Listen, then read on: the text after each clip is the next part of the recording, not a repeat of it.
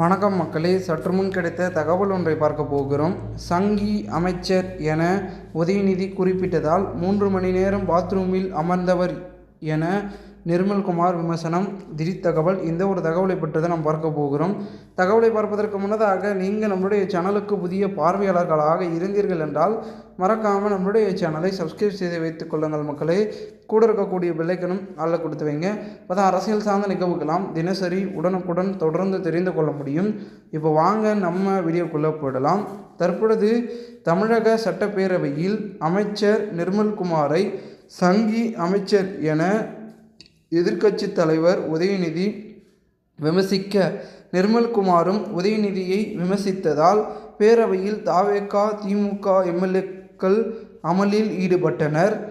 தமிழக சட்டப்பேரவையில் மின்துறை மானிய கோரிக்கை மீதான விவாதம் நேற்று நடைபெற்றது.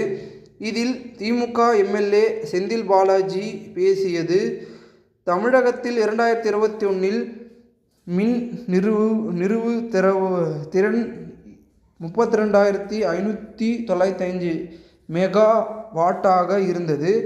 இது தற்பொழுது 46,846 மெகா வாட்டாக உயர்ந்துள்ளது. மின் தேவை உயர்ந்தபோது அதற்கான கட்டமைப்பை உருவாக்கி அடிப்படை தேவைகளை நிறைவேற்றியவர் அப்பொழுதைய முதல்வர் ஸ்டாலின்.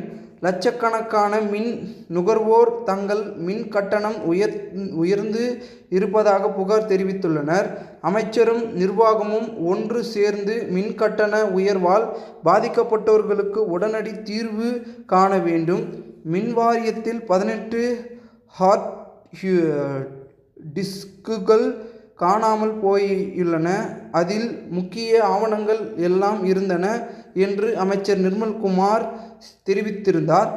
ஆனால் 38 ஹார்ட் டிஸ்க்குகளை பறிமுதல் செய்துள்ளதாக தெரிவித்துள்ளார். இவ்வாறு அவர் பேசினார். இதற்கு அமைச்சர் நிர்மல்குமார் பதில் அளித்தது, முந்தைய ஆண்டு கட்டணத்தை விட பல மடங்கு உயர்ந்த சுமார் 3.70 லட்சம் மின் இணைப்புகள் மறு மதிப்பீடு செய்யப்படுகிறது. இதில் 2719 மட்டுமே பிரச்சனை இருந்தது. 1350 இடத்தில் மின் மீட்டர் பழுது, 1369 இடத்தில் மின் மீட்டர் கணக்கெடுப்பு தவறுகள் இருந்தன. நிறைய இடங்களில் மின் தட்டுப்பாடு இருப்பதாகவும் அதற்கான தளவாடங்கள் இல்லை என்று செந்தில் பாலாஜி கூறியிருக்கிறார். மின் வாரியத்தின் கடந்த 5 ஆண்டு கால நிலையை ஒரு நிமிடத்தில் சொல்ல முடியாது.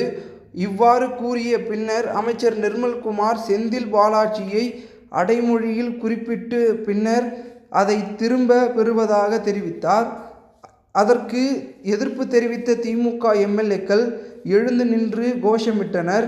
அப்பொழுது எதிர்க்கட்சி தலைவர் உதயநிதி எழுந்து, சங்கி அமைச்சர் மன்னிக்கவும், மின்துறை அமைச்சர் பேசியதை அவை குறிப்பிலிருந்து நீக்க விட்டீர்களா என பேரவை தலைவரிடம் கேட்டார்.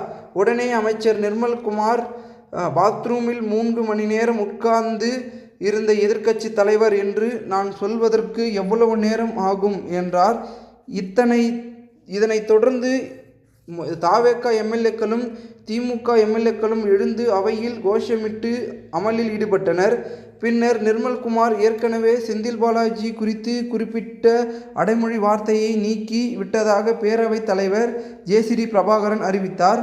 தொடர்ந்து உதயநிதி பேசும்போதும் யார் பாத்ரூமில் எவ்வளவு நேரம் உட்கார்ந்து இருக்கிறார்கள் என்று கண்காணிப்பதற்கு தனி அமைச்சர் வைத்திருக்கிறா என்று கேட்க விரும்புகிறேன் என்றார். உடனே அமைச்சர் ஆதவ் அர்ஜுனா பதில் அளிக்க எழுந்த போது திமுக எம்எல்ஏக்கள் எழுந்து ஆதவ் அர்ஜுனாவுக்கு எதிராக கோஷம் எழுப்பினர். பின்னர் பேசிய ஆதவ் அர்ஜுனா, இது மானிய கோரிக்கை மீதான விவாதம் என்பது அனைவருக்கும் தெரியும். இதுபோன்று திமுகவினர் எல்லாரும் எழுந்தால் பின்னர் நாங்களும் எழுந்தால் இந்த அவையே நடக்காது. இதில் அவர்களை அமர சொல்லுங்கள் என்றார்.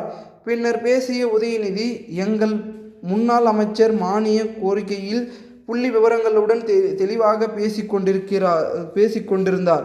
தவறான வார்த்தையை முதலில் யார் கூறியது என்பது உங்களுக்கு தெரியும். இதையெல்லாம் அவை குறிப்பில் இருந்து நீக்க வேண்டியது உங்கள் பொறுப்பு என்றார். பின்னர் பேரவைத் தலைவர் அனைவரையும் அமைதியாக அமர வைத்து விவாதத்தை தொடர் செய்தார். தவேக திமுக எம்எல்ஏக்கள் அவையில் எழுப்பிய கோஷத்தால் நேற்று பரபரப்பும் ஏற்பட்டுள்ளது. இது பெருமிதத்திலும் ஒரு பக்கம் பார்க்கப்படுகிறது. இந்த ஒரு தகவலை குறித்த பொதுமக்கள் உங்களுடைய கருத்துக்களை நீங்கள் கமெண்ட் மூலமாக தெரிவிங்கள். இது போன்று நீங்கள் அரசியல் சார்ந்த நிகழ்வுகளாம் தினசரி தெரிந்து கொள்ள சேனலை சப்ஸ்கிரைப் பண்ணுங்கள். நன்றி, வணக்கம்.